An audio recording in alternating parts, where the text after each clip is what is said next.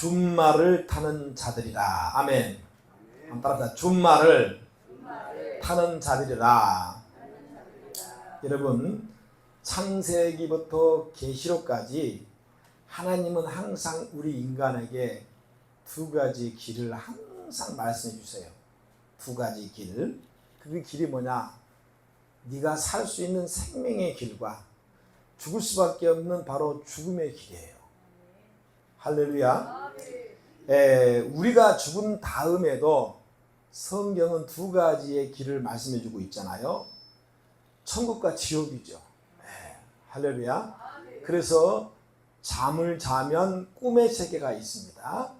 우리가 죽으면 여러분 죽음의 세계가 있는데, 죽음 이후의 세계가 있는데 그것이 바로 천국과 지옥이라는 것입니다.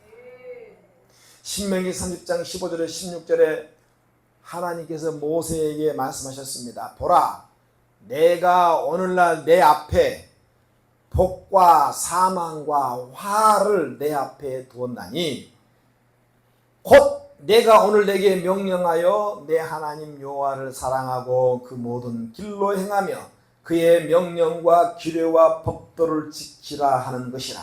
그리하면 네가 생존하며 번성할 것이요 또 내 하나님 여호와께서 내가 가서 차지할 땅에서 내게 복을 주실 것이니라. 아멘.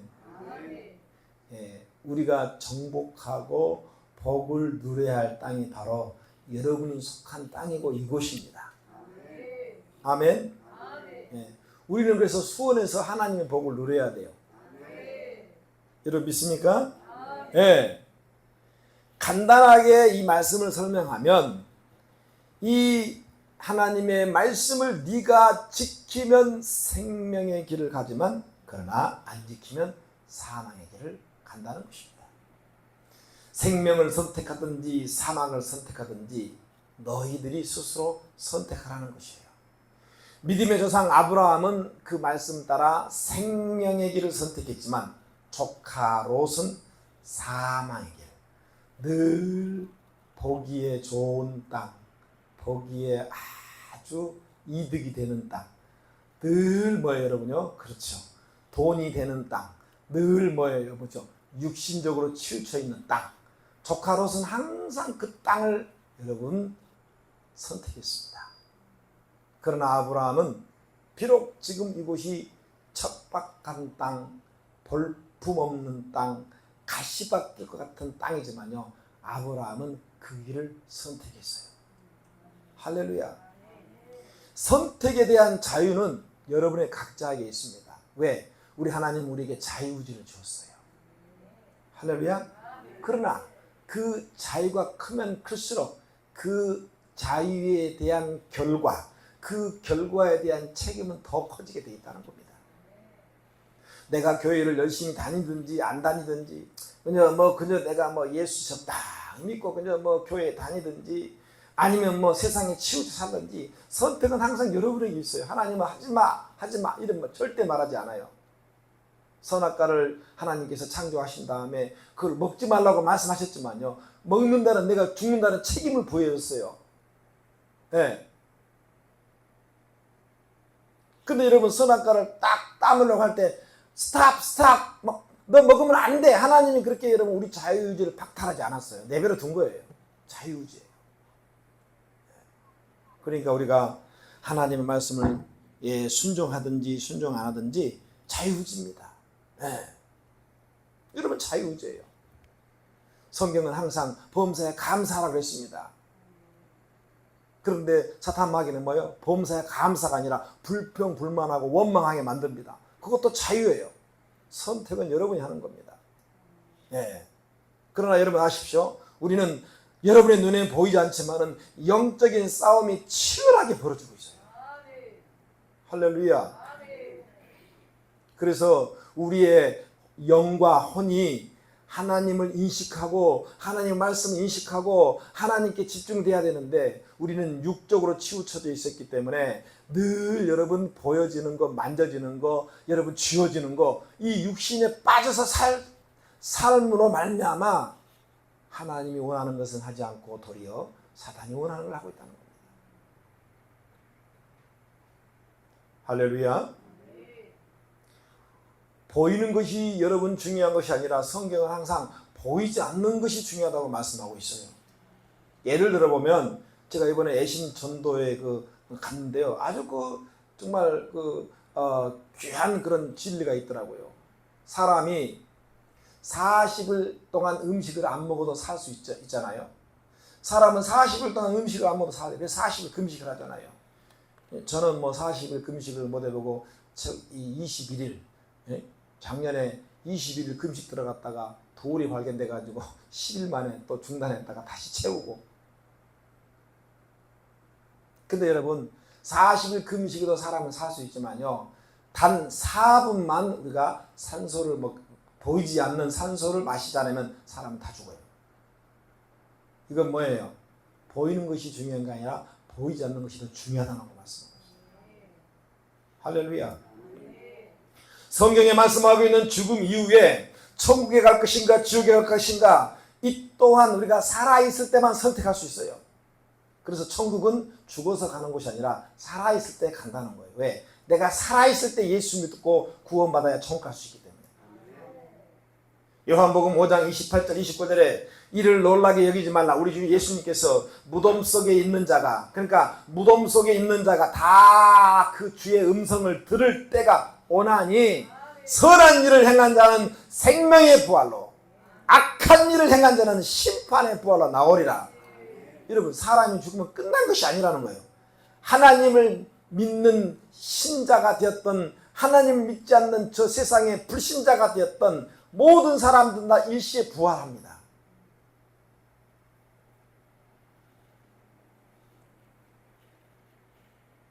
다 부활해요. 네. 그런데 부활 이후에 이제 그들이 들어갈 장소는 두 가지 길밖에 없어요. 천국의 길과 지옥의 길이에요. 믿고 죽은 사람들에게는 바로 여러분 영생복락, 하나님의 천국, 즉 생명의 부활이 그에게 주어지는 겁니다. 이 에스더서를 보면서 제가 느낀 점이, 오늘날 우리 성도님들이 하루하루 선택하는 것이 얼마나 귀하고 중요하다는 것을 제가 깨닫게 됩니다. 절대절명의 죽음의 위기에서 하나님의 방법을 선택했던 모르드게와 에스더, 그리고 유다 민족 전체가 죽음에서 생명으로 살 길을 얻게 되었다. 이것이 에스더에서 계속 우리에게 그 주제를 부각시켜주고 있습니다. 구약에서 유다 민족에 속한 믿음의 조상들이 하나님이 보내인 수많은 에레미야 선지자, 느헤미야 선지자, 수많은 선지자를 통해서 너희들 그렇게 살면 안 된다, 너희들 하나님 앞에 나와서 가슴을 찢고 마음을 찢고 회개해야 너희에게 살 길이 열린다라고 선지자들을 계속 보냈지만요, 그들은 선지자들의 말을 무시할 뿐만 아니라 오히려 헛소리한다 이러면 그렇게 얘기하면서요, 어떻게 했습니까 여러분요? 그렇죠, 그들을 때리고 감옥에 집어넣고.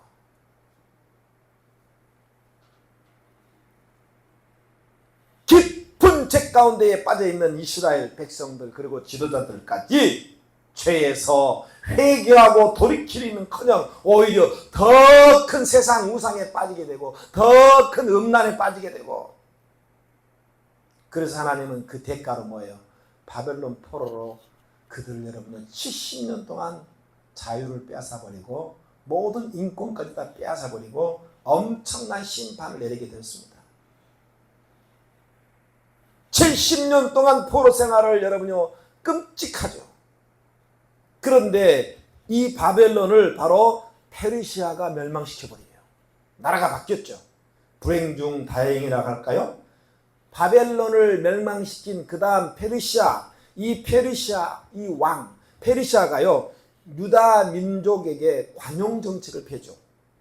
페르시아 관용정책으로 페르시아가 지배하고 정복하고 다스리던 그 나라들을 그 나라들을 어떻게 해요? 스스로 인정해 주는 거예요. 그래? 너희는 그래 야훼 하나님을 믿으니? 그래 믿어라.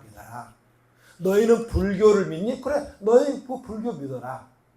인정해 주는 거죠. 스스로 살 수 있도록 인정해 주는 거예요.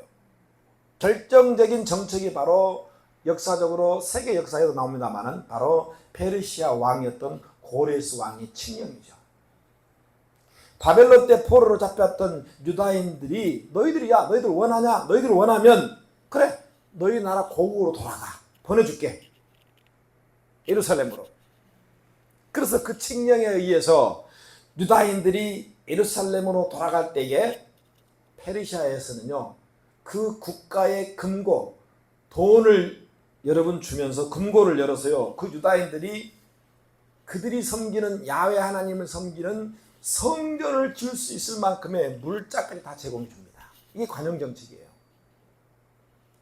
그래서 유다인들은 이 물자를 가지고 와서 예루살렘에서 성전을 재건하죠. 이 고레스 칙령의 핵심은요 다양한 민족이 공존하는 페르시아 내의 모든 종교를 다 인정했다는 겁니다. 할렐루야. 이 고레스 관용 정책에 대해서 이제 페르시아 내에 있는 유다인들, 그 유대인들 사이에 의견이 두 쪽으로 나뉘어져요. 어떻게 나눠졌을까요? 그래, 우리는 야훼 하나님을 섬기는 그 예루살렘, 우리의 모든 영적 정신적인 지주인 예루살렘으로 돌아가야 된다 이렇게 주장하는 사람이 있었고, 아니다 우리가 이제 고국을 떠나온 지 이제 70년이 넘었고 수십 년이 지나서 이제 우리가 여기서 먹고 살만하게 이제 자리까지 다 잡았는데 왜 굳이 돌아가야 되냐, 우리가 돌아가면 처음부터 다시 시작해 고생을 다시 해야 돼. 근데 이미 우리는 자리를 잡았고 여기서 잘 먹고 잘 살 수 있는데 뭐 굳이 돌아가, 이게 편이 나눠지게 된 거예요. 그래서 기국파와 잔류파로 나눠진 거예요. 지국파, 잔류파. 결국은 그러면 돌아갈 사람은 돌아가고 기국파 돌아가고 그냥 여기에 살 사람들은 그냥 살자, 잔류파. 자기 의지대로, 자기 뜻대로. 그래서 돌아간 이제 한 약 5만 명의 사람이 돌아왔는데 그 사람들이 바로 레위지파, 유다지파 사람들이죠. 제사장 지파들. 자, 그래서 이 제사장들과 레위지파 사람들, 제사장 지파죠. 잔류파는 이제 나머지 사람들입니다. 그래서 구약 성경 느헤미야서나 에레미야서, 이 에스라서를 읽어보면요, 이제 이런 내용이 잘 기록이 되어 있어 비교적. 어쨌든 기국파보다는 그 페르시아 내에 남아있는 잔류파가 훨씬 많았다는 거예요. 잔류파들이 그 페르시아 제국 내에서 어떤 삶을 살아갔는가에 대한 기록을 쓴 책이 바로 에스더서입니다. 이제 이해가 됐습니까? 그 잔류파 중에서 하나님을 신뢰하고 믿는 그 중심에는 바로 모르드게와 에스더가 있었다는 사실이에요. 그러나 놀라운 사실은 그 대제국 페르시아 제국 그 땅 안에 그것도 이방인 출신이었던 이 모르드게가 총리가 되고 에스더가 왕비가 되었다는 거예요. 중요한 사실은 페르시아 내에 그 유대인들의 숫자가요 많아봤자 얼마나 많냐는 거예요. 극히 일부분이에요. 그런데 그 작은 유다인들이 페르시아에 막강한 영향력을 발휘하고 있었다. 총리, 왕비, 할렐루야. 숫자가 많지 않았지만 하나님이 그 뒤에서 역사하니 페르시아라는 그 대국가를 막강한 영향력을 행사하고 있었다는 거예요. 여러분, 나는 우리 대한민국이 21세기 22세기에 이 정말 지구본을 딱 돌려보면 뭐예요? 대한민국은 얼른 찾기 힘들잖아요. 그것도 이런 반토막, 허리가 반토막 떡 나가버렸어요. 작지만 이 작은 나라 대한민국이지만 이 작은 나라 대한민국이 하나님의 나라, 신정통치국가, 즉 주님의 나라가 되어서 이 세계를 움직이고 전 세계에 막강한 영향력을 미칠 수 있는 그런 나라가 되기를 간절히 축복합니다. 그렇게 될 줄로 믿습니다. 세계를 움직이는 막강한 대한민국, 하나님이 역사하면 반드시 이루어집니다. 지금 중동 전쟁이 이란 있잖아요. 사실 그 이란이 지금 옛날에 에스더에 나온 페르시아입니다. 페르시아. 그때부터 지금까지 이렇게 싸우고 있는 거예요. 예. 그 이란이 지금 헤즈볼라나 또이 레바논이나 이 뭡니까 중동 국가들이 힘을 합쳐가지고 지금 이스라엘 지금 공격한다 지금 그래서 막 중동 전쟁이 지금 확전 위기라고 지금 난리가 나고 있지 않습니까? 난리 나요. 예. 결국에는 이제 종말론에서는 아마겟돈 전쟁이 터질 거예요. 왜? 성경 말씀은 그대로 이루어질 것 같기 때문에. 1.1핵이라고 성경은요 빗나간 적이 단 한 번도 역사에 없습니다. 하나님의 말씀이기 때문에. 할렐루야. 우리가 정신 차려야 돼요. 아멘 합시다. 예. 작은 인구, 작은 땅, 뭐 우리나라 충청도 땅 또는 강원도 땅만한 그 이스라엘 땅을 가진 그 이스라엘이요. 큰 소리 뻥뻥 치고 있잖아요, 여러분요. 미국도 이스라엘 눈치 봐요. 아, 전쟁을 그만했으면 좋겠는데. 다른 나라 같으면 여러분, 야, 그만해! 하면 안 돼. 전쟁 가만 안 둘 거야? 그런데 이스라엘 눈치를 봐요. 그만했으면 좋겠네. 왜 그런지 아세요? 예? 간단합니다. 전 세계의 깡패 국가, 전 세계를 지배하는 여러분 국가가 오늘날 아메리카 미국이잖아요. 미 합중국이잖아요. 그런데 그 미 합중국을 움직이는 그 작은 국소수의 사람들이 누군지 알았어요? 바로 유대인들이기 때문에. 할렐루야. 은행, 금융, 경제 다 잡고 있어요. 그러니 그만했으면 좋겠는데. 그리고 뭐예요? 엊그제 뉴스 나마 막 그 이란하고 전쟁을 하니까 성금으로 35억 달러 미리 보내주더만요.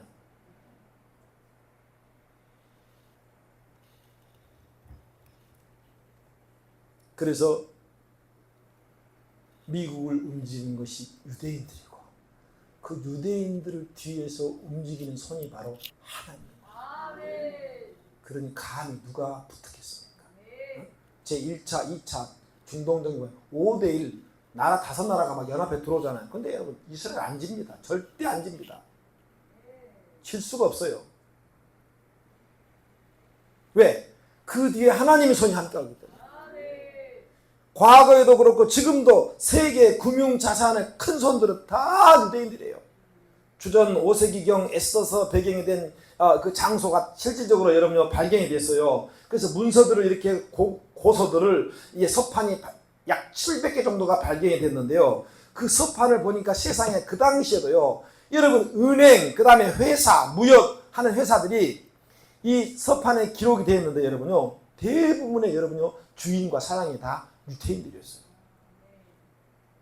왜 이 사실이 중요합니까? 비록 남의 나라 땅에 유대인들이 살아가고 있었지만 그들은 이미 경제적으로 막강한 부를 이루고 잘 살았고 정치적으로는요 바로 막대한 영향력을 미치고 있었다는 겁니다.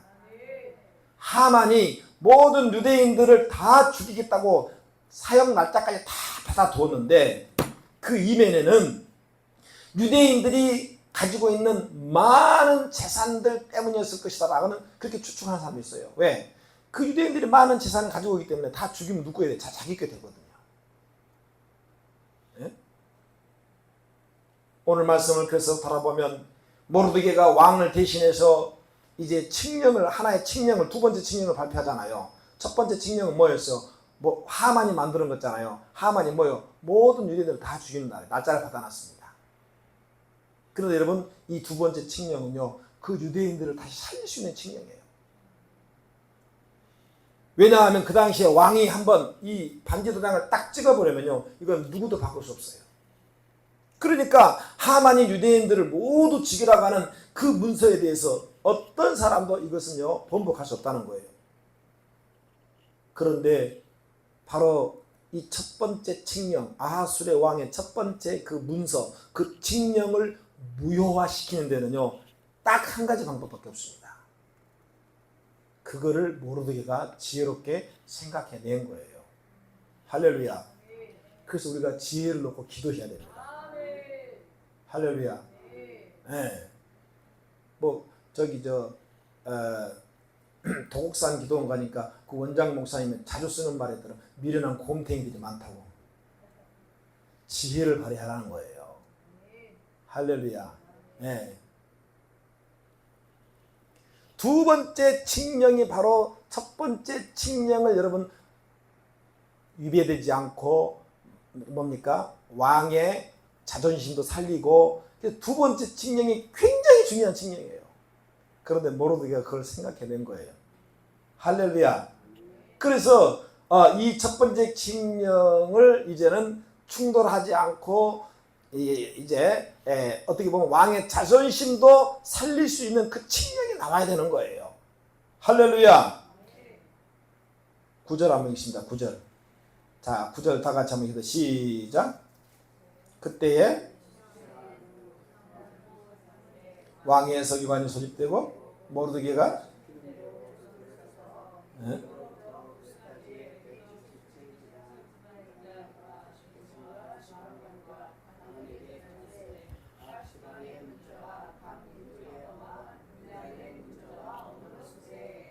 잘 들으세요. 하만이 만든 첫 번째 칙령을 발표할 때가 1월 13일. 잘 들어야 돼요. 그러니까 첫 번째 칙령의 문서가 아직도 계속 그 페르시아가 지배하고 있는 이웃 나라들에게 계속 배포가 되는 상황이에요. 전달되는 상황. 그리고 두 번째 칙령이 본문 3월 23일이에요. 그러니까 첫 번째 칙령과 두 번째 칙령 이 간격 날짜를 계산해 보니까 한 70일, 약 70일 간격이 있어요. 그러니까 70일 만에 두 번째 칙령이 작성된 거예요. 이해가 되셨죠? 첫 번째 칙령은 알다시피 뭐예요? 하만이 유대인들을 다 죽이고 그들의 모든 재산을 몰수하는 그런 날짜, 집행 날짜가 12월 13일이란 말이에요. 그래서 127도나 되는 거대한 세상 나라에 다 이 문서가 전달되려면 시간도 많이 필요하고 많은 인력도 필요하고. 근데 여러분 가장 심각한 문제가 장벽이 뭐냐면요, 바로 언어예요. 왜? 페르시아가 많은 나라를 다 점령해서 다스리고 있지만 결국 뭐예요? 언어는 다 다르잖아요. 그렇죠? 일본어, 한국어, 영어, 불어, 스페인어 다 다르지. 이 다 다른 거예요. 어떻게 해요? 다 번역을 해야 돼요. 번역을 해서 다 보내야 되거든. 언어 문제. 그래서 인도로부터 구스까지, 파키스탄, 각각 자기 나라 언어를 사용하기 때문에 이 문서 칙령이 내리기 전에 번역을 해야 되는 그 시간과 과정이 반드시 필요하다는 거예요. 그러니까 이게 쉽지 않아요. 자, 그래서 오늘 다시 본문에 보면 세 그룹이 나오죠. 첫째가 유다 사람 그룹이고, 둘째가 총독이고, 세 번째가 지방 관리들, 이렇게 나와요. 왜 그러면 유다 사람이 강조되고 있는가? 아까도 말씀드렸지만 왕의 첫 번째 칙령 없을 수 없어요. 이거 왕의 자존심 문제예요. 왕의 도장이 찍혔잖아요. 그래서 이 첫 번째 칙령대로 한다면 모든 유대인들은 다 그날에 죽어야 됩니다. 이것을 어떻게 지혜롭게 이것을 극복할 수 있을까? 자, 우리 11절 한번 읽습니다. 다 같이 11절. 자, 시작. 왕이 여러 고을에 있는 유다인에게 허락하여 그들이 함께 모여 스스로 생명을 보호하여 각 지방의 백성 중 세력을 가지고 그들을 치레하는 자들과 그들의 처자를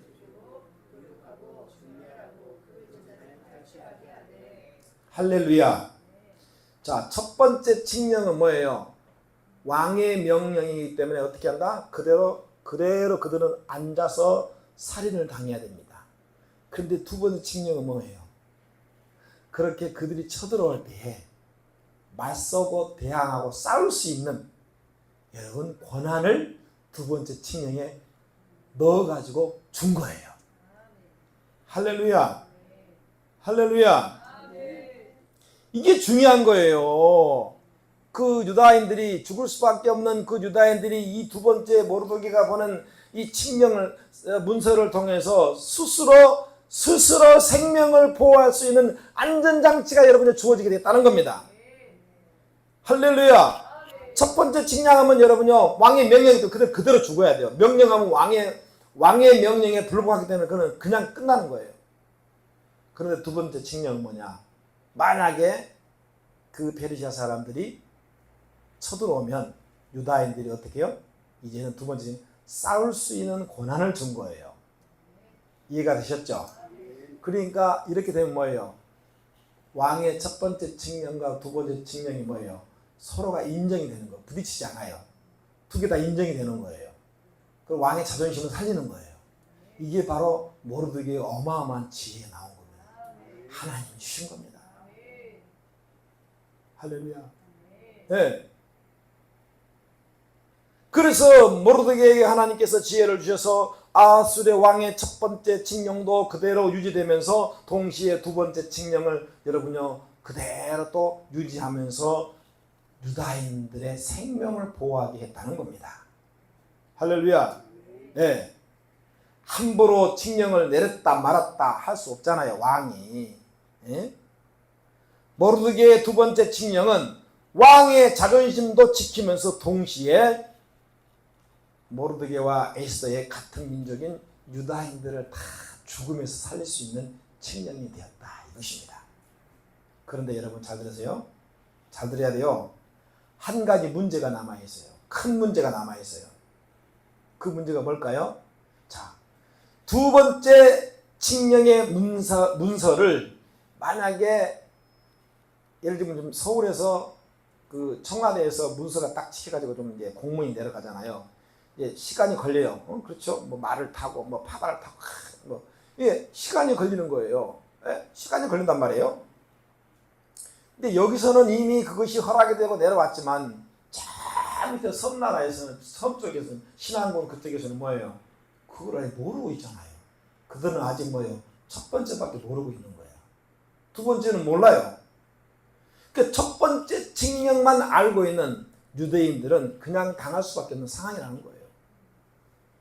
왜냐하면 뭐 지금처럼 그때가 무전기가 뭐 핸드폰이 발전하고 통신이 발전하고 뭐 비행기 교통수단이 좋고 전혀 없잖아요. 그래서 두 번째 칙령을 최대한 빨리 빠른 속도로 그 유다인들에게 전달이 돼야 돼요. 할렐루야. 그래서 첫 번째 칙령만 알고 있으면 그들은 그대로 죽음입니다. 반드시 첫 번째 칙령을 이길 수 있는, 대항할 수 있는 두 번째 칙령을 그들이 알아야만이 그들의 생명을 유지할 수 있다는 거예요. 할렐루야. 아멘. 네. 그 결정적인 역할을 한 사람들이 있는데 바로 왕궁에 있는 바로 준말을 타는 자들입니다. 할렐루야. 창세기 3장 선악과 사건은요 아하수르의 왕의 첫 번째 칙령과도 같은 것입니다. 인간이 불순종해서 선악과를 범하고 죄를 여러분 이 죄 가운데 빠지게 되어서 우리는 그 불순종의 대가로 다 죽을 수밖에 없는 죄인이 된 겁니다. 그래서 우리는 태어나면서부터 아니 모태에 여러분들 우리가 만들어지면서부터 우리는요 죄인으로 시작된 겁니다. 그래서 우리는 죽을 수밖에 없는 거예요. 할렐루야. 마치 하만처럼 하만이 악법을 만들었잖아요. 하만처럼 악한 사탄이 인간을 아담과 하와를 유혹해서 불순종하게 했고 그 불순종으로 말미암아 죄와 사망의 법이 온 인류를 죽게 만들었어요. 그래서 온 인류는 죽음의 바이러스에 쫙 깔려 있었어요. 이것은 마치 첫 번째 칙령에 따라서 여러분 첫 번째 오늘 에스더서에서 바로 아하수르의 왕의 첫 번째 칙령과 같은 것으로서 그 칙령에 의하면 유다 공동체는 다 죽이는 법입니다. 그런데 두 번째 칙령은 그 죽음에서 생명으로 다시 살리는 법이 두 번째예요. 그 생명의 법을 이 땅에 가지고 오신 분이 바로 만왕의 왕이신 우리의 왕 되신 예수 그리스도입니다. 할렐루야. 너무나 잘 아는 사도 바울이 로마서 8장 1절 2절에 그러므로 이제 그리스도 예수 안에 있는 자들은 결코 정죄함이 없나니 이는 그리스도 안에 있는 생명의 성령의 법이 할렐루야 생명의 성령의 법이 죄와 사망의 법에서 너를 해방하였습니다. 할렐루야. 첫 번째 칙령은 죽음의 법, 두 번째 칙령은 뭐야? 생명의 법.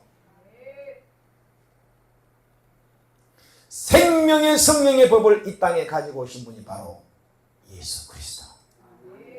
예수님이 이 땅에 오시기 전에 인류는 사망의 법에 의해서 그대로 다 여러분 죄 가운데 빠져서 영원한 죽음, 지옥에 갔어야 됩니다. 죄의 법에 반항할 만한 그 어떤 근거도 없었기 때문에 우리는 그대로 당해했습니다. 그러나 두 번째 칙령으로 오신 생명의 예수 그리스도가 여러분 살리는 법을 가지고 십자가에 오셨기 때문에 우리가 유다인들처럼 이제는 사탄 마귀에게 예수 이름으로 대적하고 싸우는 그 권한을 우리에게 주셨어요. 그래서 우리가 이길 수 있는 여러분은 생명의 능력, 생명의 법을 우리가 소유하게 된 겁니다.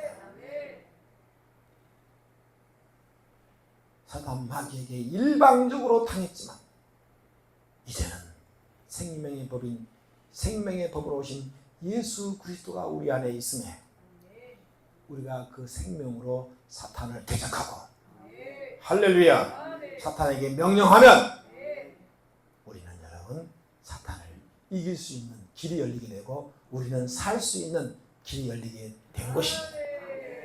할렐루야. 에스더서 9장에 가면 이제 이 유대인 모든 공동체가 두 번째 칙령을 근거로 이제 받았잖아. 다 전달이 되었어요. 그래서 이제는 뭐예요? 그들에게는 이것이 복음이잖아요.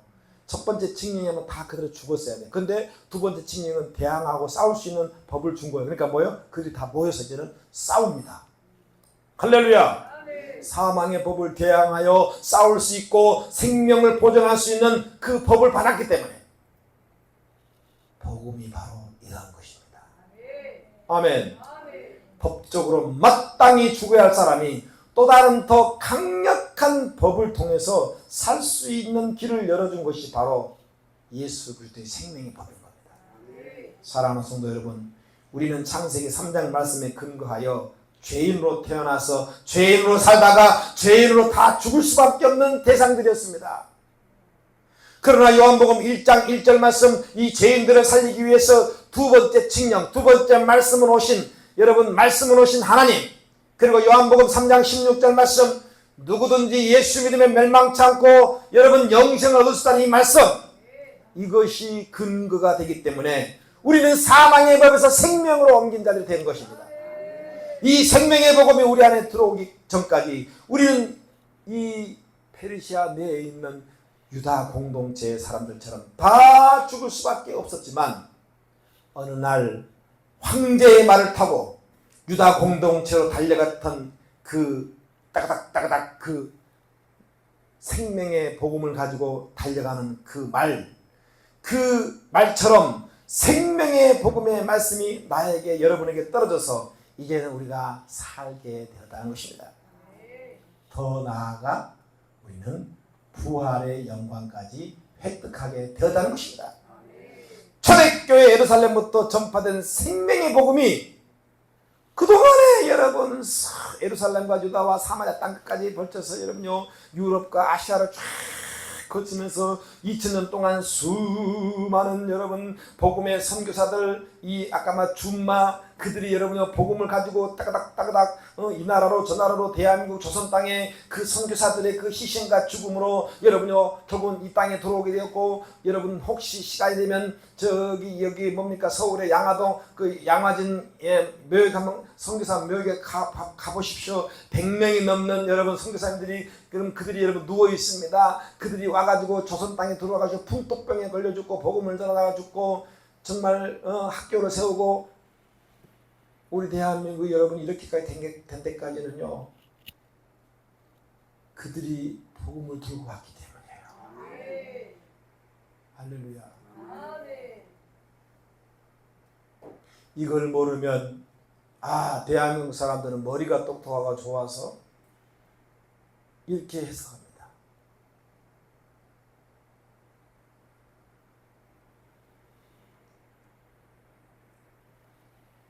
그 복음의 능력이 준말을 타고 저와 여러분에게 전해지게 되었고 2024년 8월 무더운 여름을 살아가는 저와 여러분들에게 생명을 줬다는 것입니다. 이제 이 생명을 가진 교회가 여러분이 교회잖아요. 그 생명을 가진 이 교회가 할 일은 딱 한 가지입니다. 다 같이 10절 읽습니다. 본문 10절 다 시작. 다 다시 한꺼번에 읽어. 시작.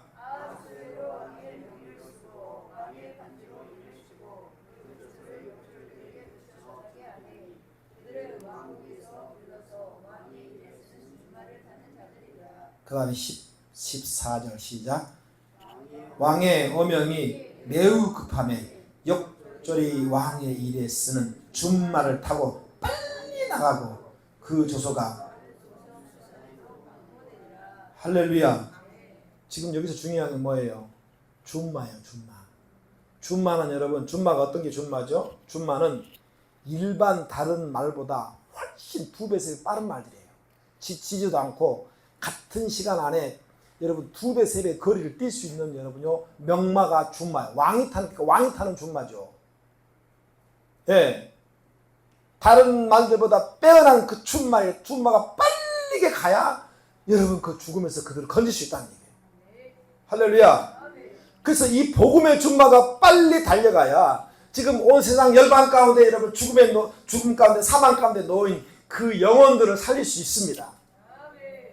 그래서 우리 빛나교회가 바로 예수 그리스도의 생명의 준마가 되자는 거예요. 아멘. 할렐루야.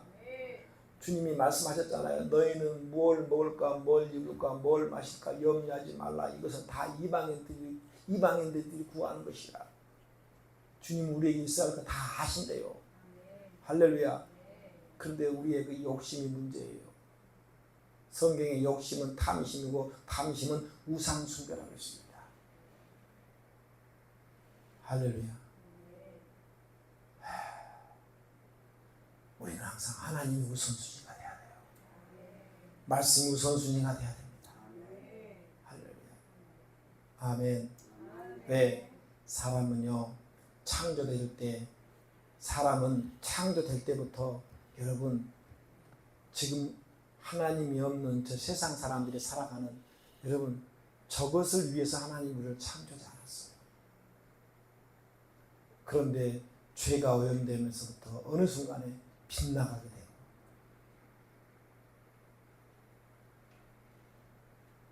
결국은 사도 바울이 말한 것처럼 여러분 마땅히 하나님께 드려져야 되고 하나님께 올려져야 되고 하나님께 영광 돌려야 될 것이 뭐예요? 그렇죠. 금수와 같이 즉 짐승처럼 우리가 여러분요 하나님의 영광에 뭐예요?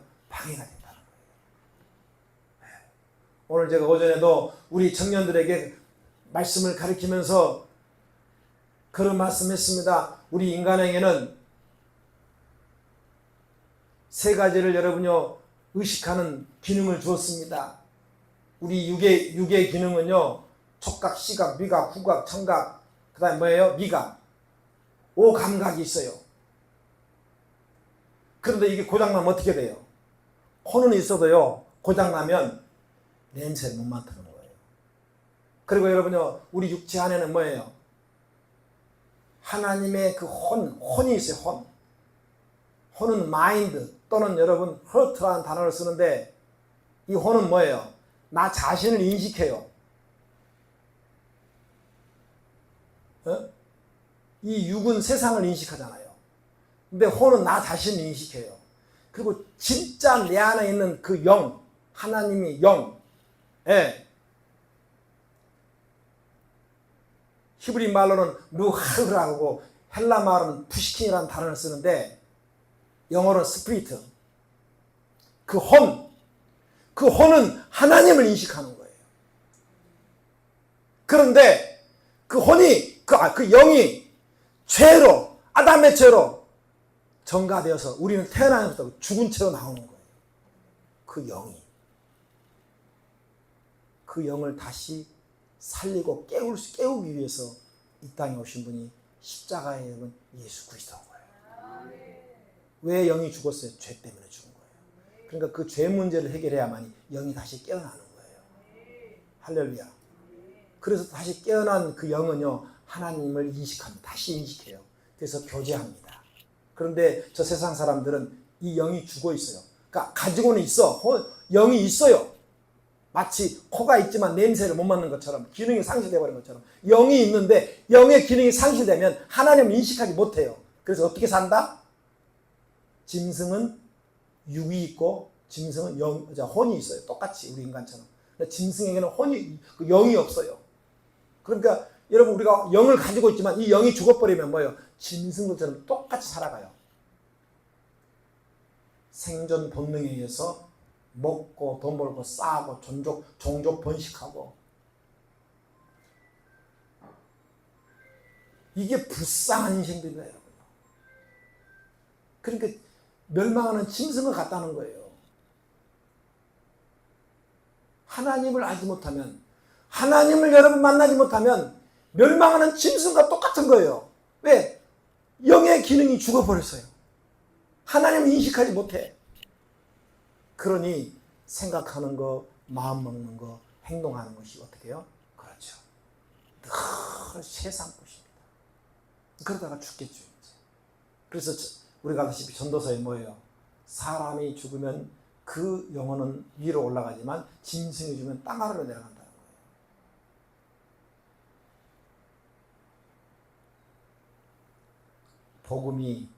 복음이 바로 아직 이 세계 열방 가운데에 하나님이 영이 죽어있는 그들을 깨우는 여러분 유일한 소망입니다. 할렐루야. 그래서 이 복음이 빨리 온 열방 가운데 전달이 돼야 돼요. 할렐루야. 그래서 여러분 죽어있는 영이 살아나야 돼요. 할렐루야. 여러분 정말 오늘 말씀을 기억하시면서 이 두 번째 칙령이 결국은 죽을 수밖에 없는 모든 페르시아 내에 있는 유다인들을 다 살리는 것처럼, 정말 저와 여러분의 이 복음의 희생으로 말미암아 우리가 그 생명의 복음을 두 번째 칙령처럼 빨리 여러분 온 세계 열방까지 전함으로 말미암아 생명을 살릴 수 있는 교회가 되기를 축원합니다. 여러분, 주님은 뭐라 했어요? 세상 끝, 땅 끝까지 이 복음을 전하라고 말씀합니다. 그 마침내 땅까지 복음 전하면 세상이 끝난다는 겁니다. 아멘. 할렐루야. 주님의 말씀을 신뢰하고 주님의 말씀에 순종하는 저와 여러분 되시기를 주의 이름으로 축원드립니다.